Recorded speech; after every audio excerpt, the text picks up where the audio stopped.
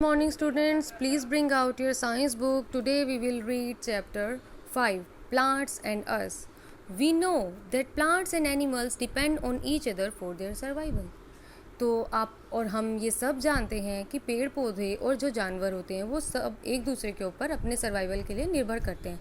While animals directly or indirectly depend upon plants for their food, plants too cannot survive without the animals. पौधे भले अपना खाना बना लेते हैं और जो एनिमल्स होते हैं उन्हें भोजन के लिए पेड़ों के ऊपर निर्भर रहना पड़ता है, लेकिन जो पौधे हैं वो भी एनिमल्स के ऊपर अपने सर्वाइवल के लिए डिपेंड करते हैं. तो आज हम पढ़ेंगे कि कैसे we human beings depend on both plants and animals for our survival and food. और जो हम ह्यूमन बींग होते हैं हम लोग दोनों के ऊपर, पौधों पर भी और जानवरों पर, अपने सर्वाइवल और अपने खाने के लिए डिपेंड करते हैं. Besides food, plants are also responsible for providing us with lot of other benefits. कि जो पौधे होते हैं वो सिर्फ हमें खाना नहीं देते और भी बहुत सारे बेनिफिट्स देते हैं. वो क्या क्या होते हैं? Let us take a quick look at these. तो आइए चलते हैं, उसके ऊपर एक क्विक लुक लेते हैं. What plants give us? पौधे हमें क्या देते हैं? We know that plants make their own food by a process known as photosynthesis.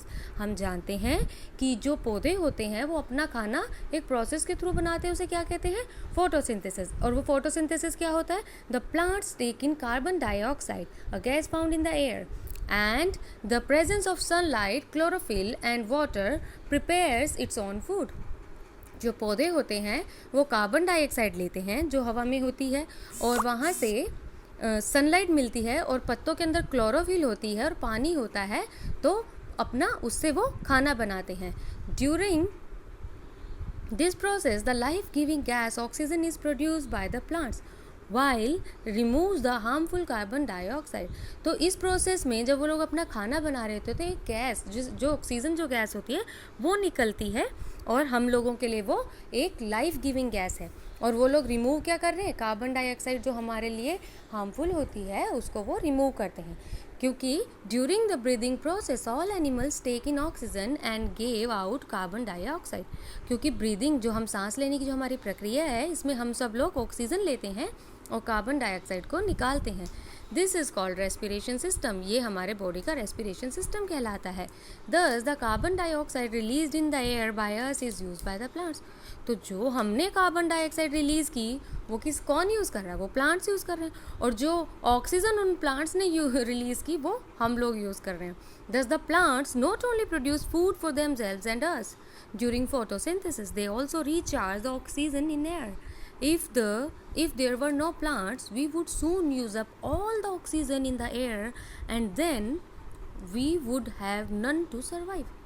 तो प्लांट्स जो है वो अपना खाना ही नहीं बना रहे हैं फोटोसिंथेसिस करते हुए, वो ऑक्सीजन लेवल भी बढ़ा देते हैं हवा में. और अगर वहाँ यहाँ पर कोई प्लांट्स नहीं होते और जो भी लिमिटेड ऑक्सीजन होती वो एक टाइम के बाद ख़त्म हो जाती, और उसके बाद हम लोगों को सर्वाइव करना बहुत मुश्किल हो जाता. The most important role of plants is to provide us with oxygen for survival. तो सबसे इंपॉर्टेंट जो हम बात कर रहे थे कि हमें प्लांट्स क्या क्या देते हैं, तो सबसे इंपॉर्टेंट क्या है? ऑक्सीजन. वो लोग हमें ऑक्सीजन देते हैं जिसकी वजह से हम सर्वाइव कर पा रहे हैं. बिसाइड्स दिस, इसके अलावा the plants also give us fibre for clothes, timber for our houses and furniture, species and medicine too. इसके अलावा पेड़ पौधों से हमें क्या क्या मिलता है? हमें फाइबर मिलता है, रेशा मिलता है जिससे हम कपड़े बनाते हैं. टिम्बर मतलब लकड़ी देता है, और जो कच्ची लकड़ी होती है उससे हम कहाँ क्या किसके लिए यूज़ करते हैं? हम उसे अपना घर बनाने के लिए, अपना फर्नीचर बनाने के लिए, है ना. और क्या क्या मिलता है? मसाले, दवाइयाँ, ये सब हमें पेड़ पौधों से मिलती है. Since plants are important to us we must protect them and care for them. तो क्योंकि हमारे लिए प्लांट्स बहुत इंपॉर्टेंट है, आप समझ गए, सबसे बड़ा इंपॉर्टेंस तो क्या है? हमें उनसे ऑक्सीजन मिल रही है, तो इसीलिए हमें अपने पौधों को बचाना चाहिए और उनकी केयर करनी चाहिए, उनकी रक्षा करनी चाहिए. We will now learn ways to protect and preserve the plants. तो अब हम पढ़ेंगे कि हमें पौधों को कैसे बचाना चाहिए और कैसे उनका संरक्षण करना चाहिए. Care of plants. Plants too need to be protected against diseases and pests like all other living things. तो जो पेड़ पौधे होते हैं, ऐसा नहीं है कि पेड़ पौधे अपने आप उग जाते हैं, उनको भी बीमारी लगती है, उनके ऊपर भी कीड़े पतंगे लगते हैं, तो हमें उनको भी बचाना है किससे, डिजीज़ से और पेस्ट से, जैसे कि सभी लिविंग थिंग्स में होता है। If they are not protected against this they die out. अगर आप उनको बीमारी से और इन सब चीज़ों से नहीं बचाएंगे तो वो अंततः मर भी सकते हैं। Fighting against disease and insects. So let's see कि हम बीमारियों से और कीट पतंगों से कैसे पेड़ों को बचा सकते हैं। Many types of insects damage the plants. बहुत तरह के इंसेक्ट्स होते हैं जो पौधों को नष्ट कर सकते हैं। Some eat away the leaves, other destroy its seeds, and many other damage the stem of the plant and it slowly dies away. तो क्या क्या कर सकता है एक इंसेक्ट? कुछ उसके लीव्स को खा सकते हैं, है ना, पत्तों को, और क्या कर सकते हैं, कोई उसकी सीड्स को डिस्ट्रॉय कर देते हैं, और कोई क्या करते हैं कि स्टेम मतलब जो तना होता है पेड़ का, उसमें लग जाते हैं। अगर मान लो तने में ही कोई कीड़ा लग जाएगा तो वो प्लांट तो धीरे धीरे मर ही जाएगा। So pesticides can kill these insects and pests. एक पेस्टिसाइड्स ऐसी इस तरह की एक दवाई आती है, पेस्टिसाइड्स मतलब पेस्ट्स को किल करने की दवाई, वो जो कि पेस्ट को और इंसेक्ट्स को किल करती है। Spraying of pesticides from time to time is a common way to protect the plants. Mainly हम इसको कहाँ यूज़ करते हैं, अपनी क्रॉप्स में। क्रॉप्स जो होते हैं वो छोटे पौधे होते हैं, वो बड़े बड़े पेड़ नहीं होते हैं, है ना। तो छोटे पौधों को पेस्ट से और इंसेक्ट से ज़्यादा खतरा रहता है क्योंकि वो नाजुक होते हैं। तो इसीलिए आपने कभी देखा होगा कि जो खेती करते हैं, जो फार्मर्स होते हैं, वो लोग पेस्टिसाइड्स का निरंतर छिड़काव करते रहते हैं। Plants can also fall prey to disease like all other living things.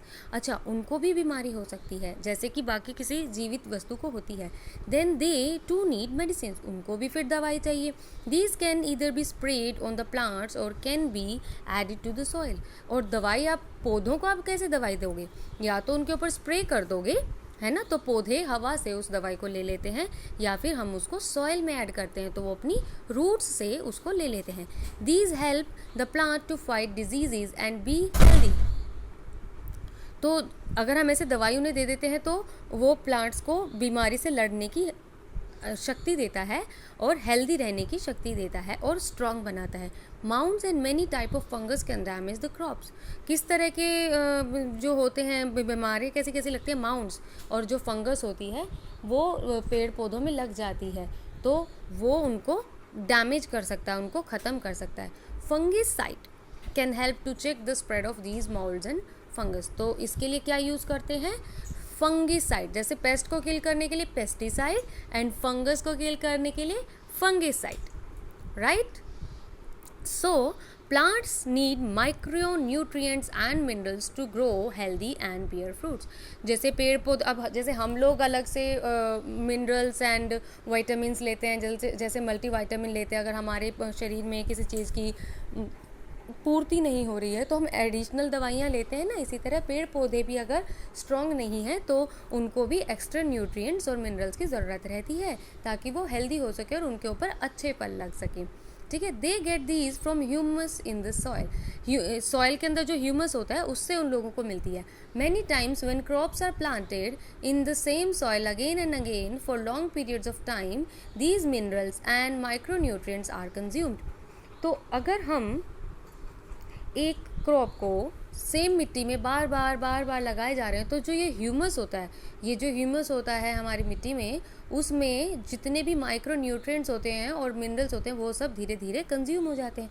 एक हमने फसल लगाई, उसने न्यूट्रिएंट्स निकाल लिए, दूसरी लगाई, उसने न्यूट्रिएंट्स निकाल लिए, तो धीरे धीरे उस मिट्टी की जो उर्वरक शक्ति है, उसके अंदर जो अच्छे मिनरल्स हैं वो सारे कंज्यूम हो जाते हैं। These nutrients then need to be restored. तो अब कम होने के लिए या तो आप वहाँ पर खेती मत कीजिए, कहीं और कीजिए, या फिर उसके अंदर सॉइल में ऐसे न्यूट्रिएंट्स मिलाए जाएं ताकि उस नई जो हम क्रॉप्स उगा रहे हैं उनको वो सब मिल सके। We can do so by adding fertilizers to the soil. तो उसको हम कैसे कर सकते हैं, फर्टिलाइजर्स मतलब जो धरती को दोबारा फर्टाइल कर दे, ऐसी चीज़ें हमें धरती में मिलानी रहती है। तो क्या होते हैं, मैन्योर एंड फर्टिलाइजर्स, खाद और fertilizers restore these nutrients in the soil and make it rich again. और उसे ऐड करने से वो दोबारा से अच्छी हो जाती है, उसे हम रिच बोलते हैं, rich soil. Protecting trees and forests. We know that trees give us wood for our use. हमें पता है कि पेड़ों से हमें लकड़ी मिलती है। We make many things using this wood, और हम इस लकड़ी से बहुत चीज़ें बनाते हैं। घर बनाने में इस्तेमाल होती है और फर्नीचर बनाने में इस्तेमाल होती है, और कहीं कहीं जगह पर तो ये आग जलाने में भी इस्तेमाल होती है। The wood comes from trees growing in the forest. तो ये लकड़ी आती कहाँ से है? जो जंगलों में पेड़ लगे हैं वहीं से आती है। We have many forest in our country. हमारे देश में बहुत ऐसे ऐसे जंगल हैं। Many different type of animals live in the forest and get their food and shelter from the plants and trees. और जंगलों में पेड़ हैं, और जहाँ पर पेड़ हैं वहीं पर बहुत सारे जानवर भी रहते हैं। क्यों रहते हैं? क्योंकि वहाँ से उन्हें खाना भी मिलता है और छाया भी मिलती है। तो besides this the forest attract rains and prevent floods. और आपको पता है कि जहाँ पर पेड़ पौधे ज़्यादा होते हैं वहाँ पर बारिश भी अच्छी होती है, और पेड़ पौधे जो हैं उनकी मजबूत जड़ें जो है वो कोई भी बाढ़ आने से रोक लेती हैं। The roots of the plants and trees help to hold the soil and protect it from being washed away. और क्योंकि जो रूट्स होती हैं वो मिट्टी को जकड़ कर रखती हैं अच्छे से, तो इसीलिए जो हमारी मिट्टी का कटाव होता है वो भी नहीं हो पाता है। हवा से या पानी से, किसी भी चीज़ से मिट्टी का कटाव होता है तो उसे भी हमारे जो पेड़ हैं वो मदद करते हैं। तो पेड़ हमारी कितनी मदद करते हैं? जानवरों को बचाते हैं, हमें जो फ्लड्स होते हैं, बाढ़ होते हैं, उससे बचाते हैं, हमारी मिट्टी का संरक्षण करते हैं, उसकी उर्वरक शक्ति भी बढ़ाते हैं और बारिश भी कराते हैं। You know that a tree takes many years to grow big and tall. और एक पेड़ को बड़ा होने में आप खुद जानते हैं कि बहुत समय लगता है ना। It takes only a few minutes to cut down a tree that has taken so long to grow. इतने बड़े पेड़ को जिसको इतना टाइम लगा है बड़ा होने में, उसे काटने में कितना टाइम लगता है? कुछ ही मिनट लगते हैं। Man in his need and greed for more wood and tree products has cut down trees in the forest, reducing the forest area in the world. अब हम जानते हैं कि हमें पेड़ों से लकड़ी मिलती है, लेकिन अपनी ज़रूरत और अपने लालच की वजह से, क्योंकि उन्हें ट्री प्रोडक्ट्स बनाने होते हैं, पेड़ों से चीज़ें बनानी होती हैं, तो उन्होंने बहुत सारे जंगल के जंगल काट दिए हैं, है ना, जो कि बहुत गलत बात है। उसकी वजह से क्या हो रहा है? हमारे जो पूरी दुनिया है उसमें फॉरेस्ट एरिया कम हो रहा है। Forest are also cleared for farmland. Forest इसलिए भी क्लियर किया जाता है ताकि वहाँ ज़्यादा खेती कर सकें, क्योंकि खेती, पेड़ों से तो पेड़ हैं, उनसे तो फल मिलते हैं, लेकिन अगर आप ज़्यादा पेड़ निकाल दोगे तो वहाँ पर खेती कर सकते हो, और खेती करके वहाँ पर क्रॉप्स उगा सकते हो। तो इसलिए भी, इस लालच में भी हम लोग पेड़ों को काट रहे हैं। To grow crops man has cut down trees at a much faster rate than they can grow. उन्होंने इतनी तेज़ी से जंगल काट दिए जितनी तेज़ी से बढ़ नहीं रहे हैं। Thus the forest are being destroyed and are shrinking in area.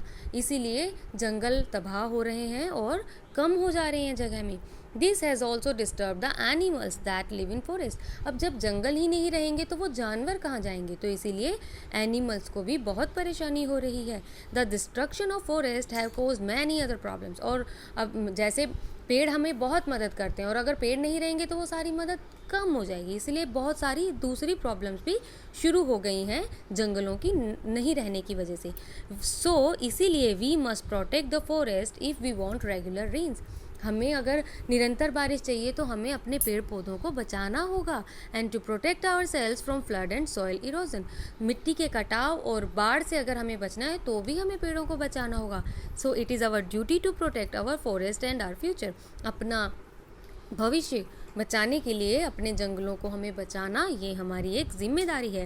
We must do so by planting more trees. इसीलिए हमें ज़्यादा से ज़्यादा पेड़ लगाने चाहिए। हो सकता है कि हमने अपने रेजिडेंस के लिए, अपने कमर्शियल यूज़ के लिए, या अपने फार्म लैंड्स के लिए, अपना घर बनाने के लिए या अपने खेत बनाने के लिए हमने जंगल काट दिए, लेकिन हमें और जंगल, जहाँ पर हमारी ज़रूरत नहीं है जिस जगह की, तो वहाँ पर हमें और जंगल लगाने चाहिए।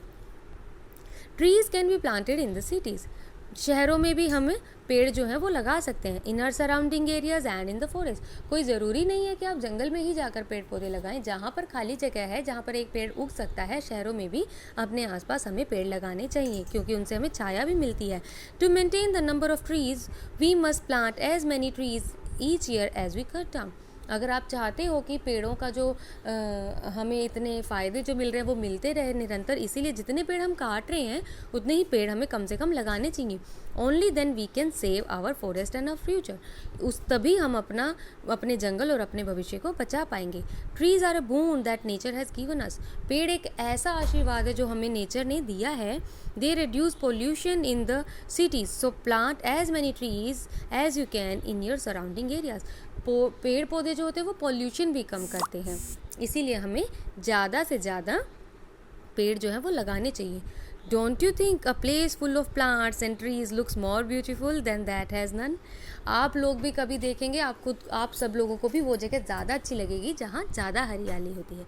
So students, this was all about the chapter. So now I hope आप सबको ये चैप्टर समझ में आया होगा और आप सबको ये बात भी समझ में आई होगी कि पेड़ पौधे हमारे लिए कितने ज़रूरी हैं. तो आप लोगों को जब भी मौका लगे कोशिश करें अपने आसपास कोई अच्छा सुंदर पौधा लगाने की. Thank you.